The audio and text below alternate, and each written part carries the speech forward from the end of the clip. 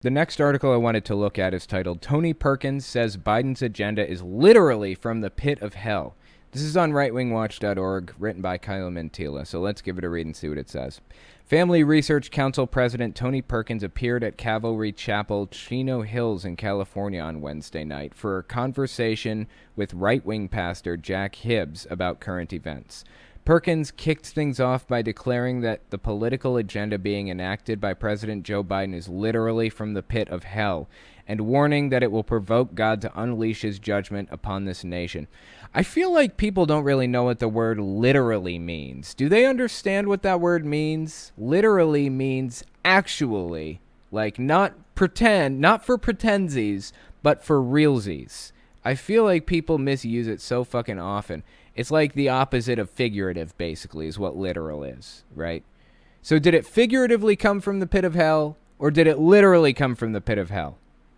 Anyway, let's give this video a watch and see what the guy said. These are challenging times. I am not going to put any kind of spin on it. The policies that are coming out of this administration are literally from the pit of hell. Literally from the pit of hell. How do you defend something so ridiculous? How do you say that with a straight face? Look at this guy's face. He's not even fucking smiling. Not even a little bit. He's dead fucking serious. Within hours of taking office, forcing you as a taxpayer to be involved in funding abortions, Not true. Not true. You cannot use taxpayer money for that. So, straight up fucking lie. Dude is just completely full of shit right out of the gate. As a taxpayer to be involved in funding abortions, not just here in America, but around the world. Around the world. What does that mean? Are we so interested in abortions that we are paying people to have them around the world? What is he talking about? This is fucking bizarre. The attack on religious freedom. What attack on religious freedom? We live in the United States, buddy. This couldn't possibly be a more religion-friendly country. I just want you to teach my fucking kid science. And I can't even have that. Because teachers are cramming their bullshit down people's throats at every opportunity. And when I fight back against it, I get an entire fucking mob turned against me. Religion is not under attack in the United States. Attack on our children with forcing schools, this transgenderism on elementary schools, secondary schools, colleges. I'm sorry. Forcing transgenderism on elementary schools? What is he talking about? Is he just saying whatever comes to the top of his head right now? It's fucking ridiculous. And our nation's military. Our military has now become, once again... Oh, please don't tell me how bad the military is right now. Please don't tell me that we're not spending enough on it. Give me a break. Is that what he's about to say? Like 50% of our discretionary spending or something like that is on the military. And he's about to cry that we're not spending enough. We're bankrupting our fucking selves right now. Spending money on the military. The military has now become, once again, a laboratory for social experimentation. Okay. Came out half-cocked on that one. I guess he wasn't about to bitch about how much we spend. I really don't know what this guy means when he says military is, like, up for, like, social experimentation. What is he even talking about? What is he talking about? Is he just playing into the Christian persecution complex here? Like, is there any substance to what he's saying right now? Or is he just talking out his ass? What does he mean? Has now become, once again, a laboratory for social experimentation.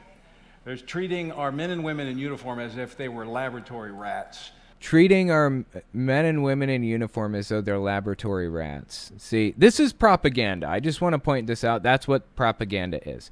He is using propaganda to convince these people that they're persecuted. He's using this whole respect for the military that he knows exists among evangelical extremist Christians. He's using that love for the military, protect our freedoms stuff, using it to get them riled up and upset and angry. Our men and women in uniform as if they were laboratory rats. Mistreating the military, how terrible.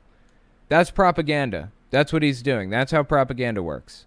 Are men and women in uniform as if they were laboratory rats for their social policy. So America is in a very, very, I would say, precarious situation. In fact, Jack, I was just mentioning to you, we're on this 2-year journey through the Bible called Stand on the Word, and we just finished Jeremiah this morning. And if you look at Jeremiah in the final chapters 46 through 50, God judges Judah for its idolatry, and then all of the nations around are judged for their idolatry, and then Babylon is ultimately judged for its idolatry and its pride.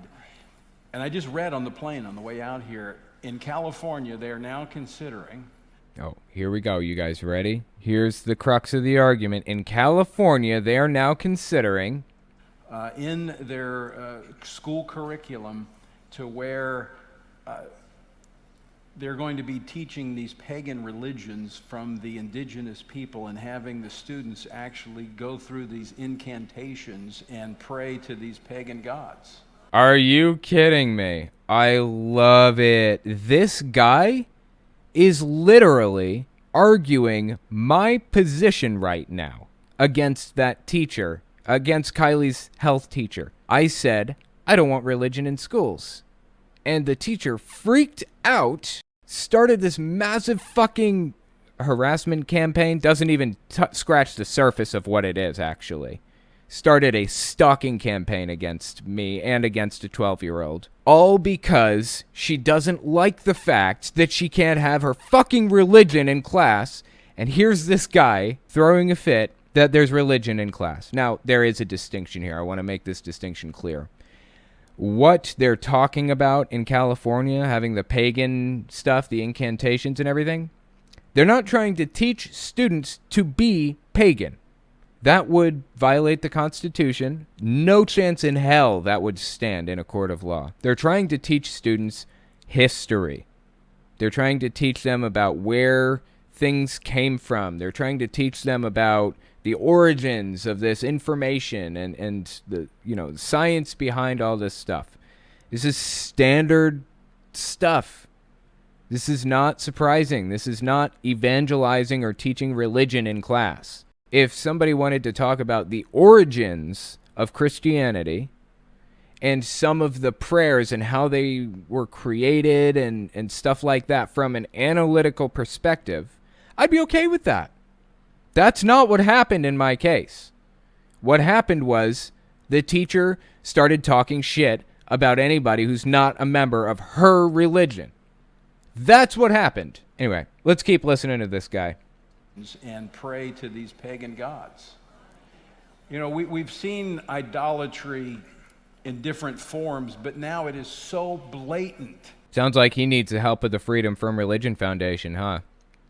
Except what's happening in California isn't wrong or unconstitutional. He's stretching it until it's unrecognizable. Fucking Stretch Armstrong over here. He's not going to get anywhere in reality. This isn't going to go anywhere because he's full of shit. But he will rally the troops. He will rally Christian ISIS up. Get them all upset over everything. Get that enthusiasm pumping through their veins.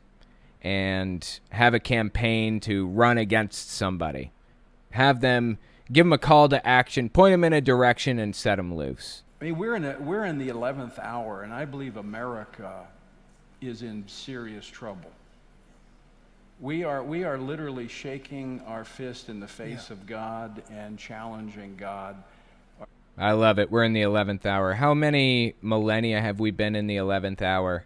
People thought Armageddon was coming in Jesus' apostles' lifetime, and here we are 2,000 years later. If you're really God, you do something. Yes. That was interesting. If you're really God, you do something. Huh. That was an interesting little line he dropped in there, wasn't it? And he is God, and he will do something. Right. And that's why I believe it is incumbent upon the church, followers of Jesus Christ, to cry out for God's mercy and a move of his Spirit like we've never seen before in this nation. There's your call to action. For the moment, it's prayer. Good thing that's fucking useless in every way, shape, and form. People like this are who really causes serious social upheaval. He's always bitching about, the LGBT community and trans people trying to be more inclusive. As far as I can tell, the guy is obsessed with not letting society move forward.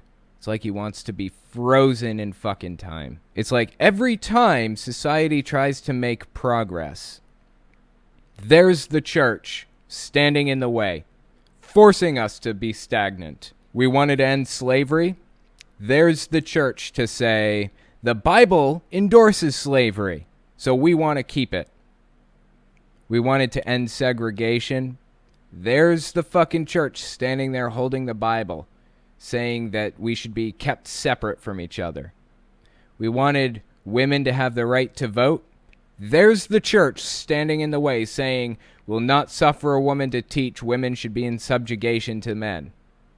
Every fucking time we're trying to make social progress, the church is always standing in the way. So what arguments are we fighting today against the church?